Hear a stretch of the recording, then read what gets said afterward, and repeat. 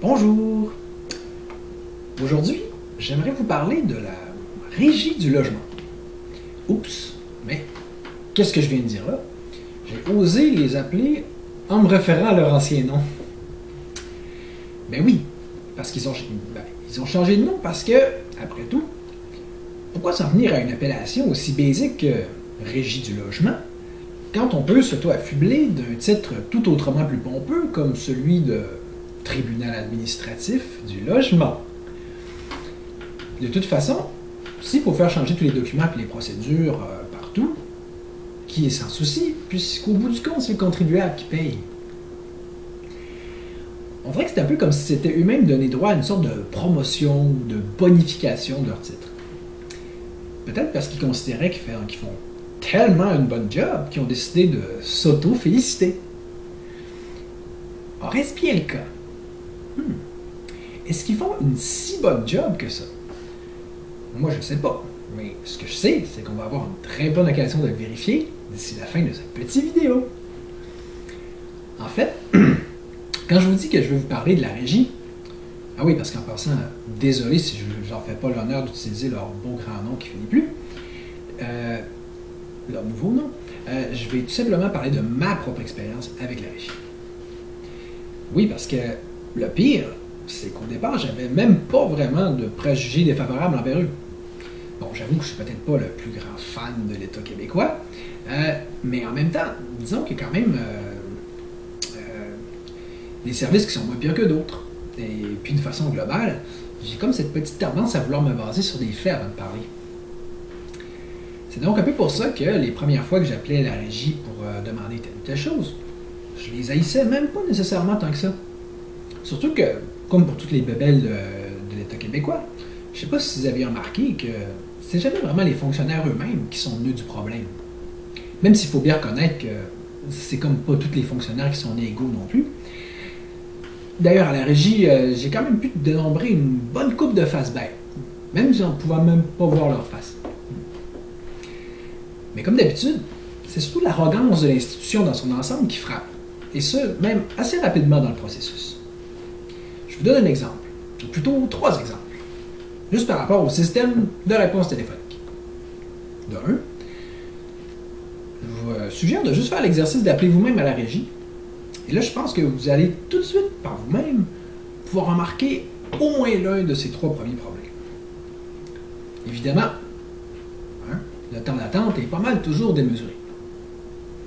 De 2, tout de suite en partant, et avant même que tu puisses entrer les options que tu veux, tu te fais asséner par la boîte vocale une espèce de méga speech plate, bien sûr, d'environ 5 minutes, complètement à côté de la plaque, où il y a peut-être juste 1 ou 2 infos utiles qui auraient facilement pu se voir résumées en 30 secondes.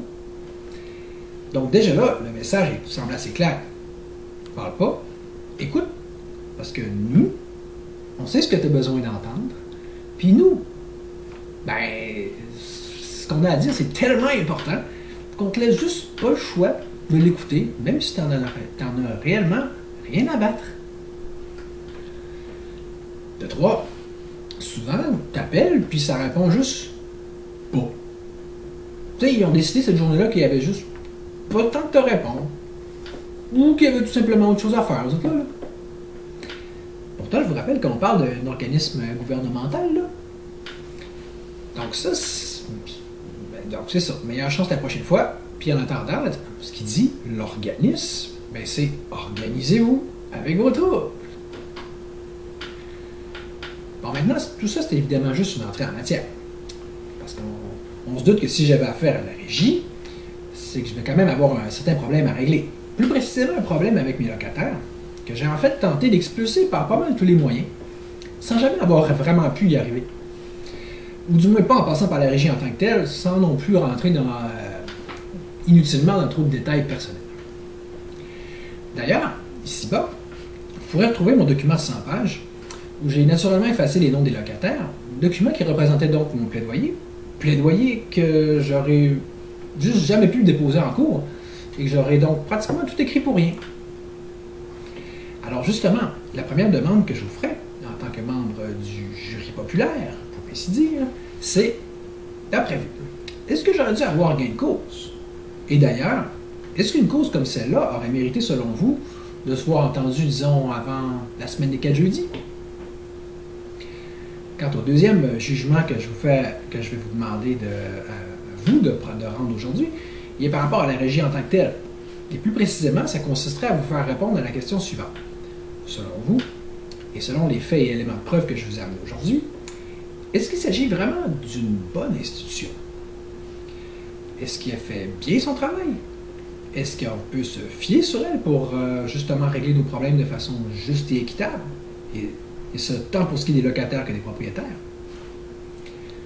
Bon, ceci étant dit, revenons-en donc à nos moutons, ne serait-ce que pour mieux nous permettre de répondre à la deuxième question, justement.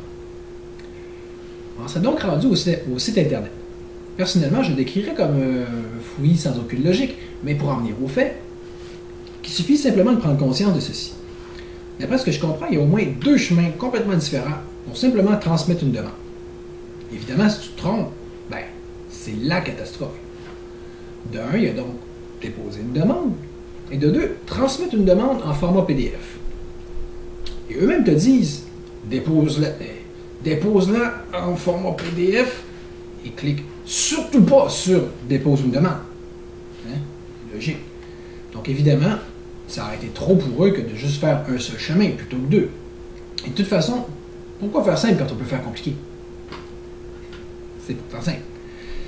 De 2, ben, une fois que tu as transmis une demande, il faut bien transmettre les pièces. Et évidemment, là encore, ben, c'est par un autre chemin. Ben oui, parce qu'il faut plutôt passer par transmission de documents au tribunal. Vous savez, on aurait pu croire qu'avec l'avènement de la technologie, et en plus avec la COVID qui force le recours à celle-ci, ben, ça aurait été censé nous simplifier la vie. Mais c'est sûr que ça aurait justement été trop facile si on avait juste pu transmettre toutes les choses au même endroit. C'est comme ça se fait par exemple dans le secteur privé, et plus globalement dans n'importe quelle entreprise réellement fonctionnelle. Et là, ben, pas besoin de vous dire que, tu sais, si tu recherches comment faire une augmentation de loyer, ben, il faut que tu ailles fouiller. Ou plus précisément dans mon cas, à chaque fois que tu cherches quelque chose, ben, il faut que tu appelles, puis à partir de là, il faut que tu attendes. Donc c'est sûr que ça ne sera pas dans le genre que tu arrives sur le site, puis que pour une augmentation de loyer, tu as juste à cliquer ici, ou pour une demande de ci ou de ça, tu as juste à cliquer là, puis qu'à partir de là, tu as juste à suivre le processus indiqué jusqu'au bout, de façon logique, mais non. Il faut bien mettre ça compliqué.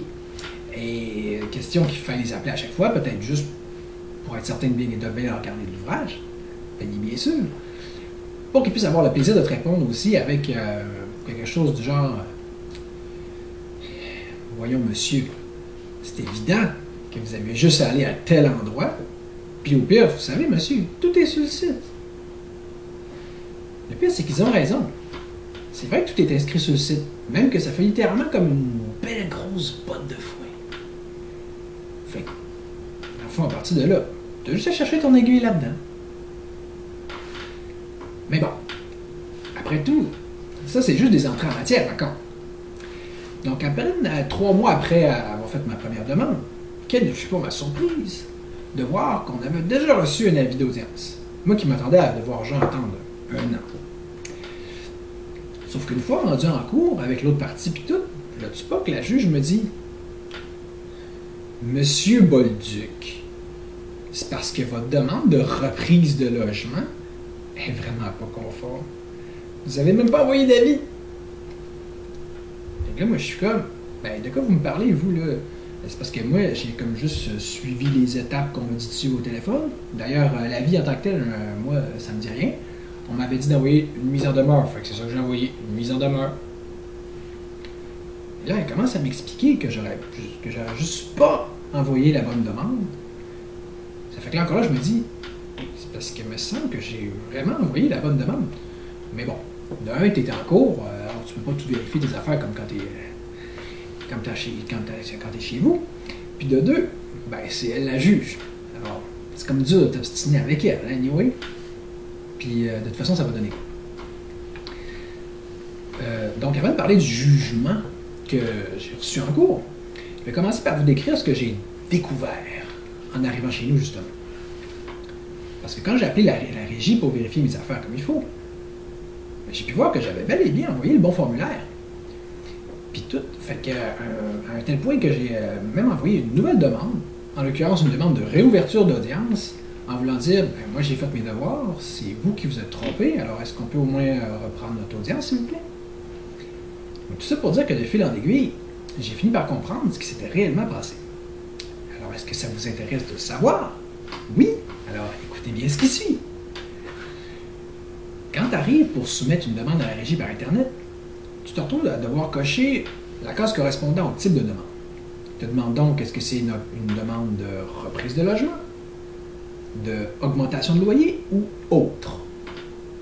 Ça fait que moi, comme j'ai un esprit relativement logique et cartésien, puis que ça me remet dans le mode question à choix multiples, comme quand j'étais à McGill, puis que c'est juste ça qu'il y avait, puis qui nous disait, ben, vous n'avez qu'à prendre l'option qui se rapproche le plus de votre réponse à vous. Ça fait que le choix me paraissait aller de lui-même. Je veux dire, moi, ce que je voulais faire, c'était reprendre le logement. Oui ou non? Ben, aux dernières nouvelles, il me semble que oui. Hein. Sauf que pour eux autres, une reprise de logement, ça veut juste pas dire que tu reprends le logement. Non, parce que ce que ça veut dire dans leur petit livre à eux, parce qu'eux autres, comme dans le cas du MAPAC, voir mon vidéo sur les grativores, eux non plus, ils n'ont évidemment aucune gêne là, à modifier la langue française. De telle sorte que, pour eux, une reprise de logement, ça veut dire que tu le reprends genre pour y habiter toi-même ou pour y faire résider ton fils. Mais ça, moi, je ne sais pas pour vous, mais il me semble que j'appelle plus ça une raison spécifique pour reprendre le logement. En l'occurrence, une raison qui se trouvait être effectivement distincte de la mienne. Ben oui, parce que moi, ma demande, c'en était une de résiliation de bail pour troubles et pertes de jouissance paisible. C'est un peu comme si tu parles à ta blonde, puis que là, elle dit qu'elle veut te quitter, qu'elle veut rompre. Alors, naturellement, tu lui demandes, mais pourquoi tu veux mettre fin à la relation? Puis là, elle te dit, ben, c'est parce que tu m'as trompé. Là, tu lui réponds, mais dans ce cas-là, oui, bravo, c'est une vraie rupture. Mais si, par exemple, elle te dit, ben, c'est parce que j'ai besoin de temps pour me retrouver. Ben là, tu peux lui dire, ah non, mais ça, c'est pas une vraie rupture, par exemple. Je veux dire, depuis quand tu changes la définition de quelque chose en fonction de la cause de cette chose-là? Il me semble que dans la vraie vie, une même chose peut arriver pour plusieurs raisons différentes. Puis tu ne commenceras pas à changer la définition de la chose juste à cause de ce qui l'a causé, là. Sauf que là, que ce soit en cours, que ce soit de par le traitement de ma deuxième demande, qui évidemment a comme juste jamais été traité, ou de par ce que disaient les téléphonistes de la régie, j'ai fini par réaliser que juste parce que j'avais fait cette erreur-là, ben that's it. Je venais de perdre mon audience de façon définitive. Ça fait que, non content de dire, là, il faut que vous suiviez un baccalauréat juste pour comprendre le petit charabia, puis après ça, il faut que vous cochiez les cases selon nos petits caprices de changement de définition à nous autres. Ben, en plus, si vous osez vous tromper, ben on scrape votre demande all together. Hein? Puis ça va vous prendre un an pour en avoir un autre. Donc à la première erreur, c'est pas juste un petit coup de tapette à mouche, là. Non, on sort le bazooka puis c'est hasta la vista, baby. Ça fait que de un, trouvez-vous que déjà là, la régie me réservait un traitement qui est juste, respectueux, qui est logique? Bon, maintenant, écoutez bien, c'est quoi le deuxième drôle de traitement qu'ils m'ont réservé? Avant l'audience, n'importe qui à qui je parlais de mon dossier me disait la même chose. Tu perds ton temps, CO, ça sert à rien. Si tu as eu la stupidité de te prendre des locataires, ben c'est bien plate pour toi. Désolé d'avoir à te dire, mais t'es juste plus mal chez toi. Puis en plus, toi, c'est parce que tu te plains du bruit. Or, le bruit, eux autres, à régie, ben, ils s'en foutent comme de la carotte.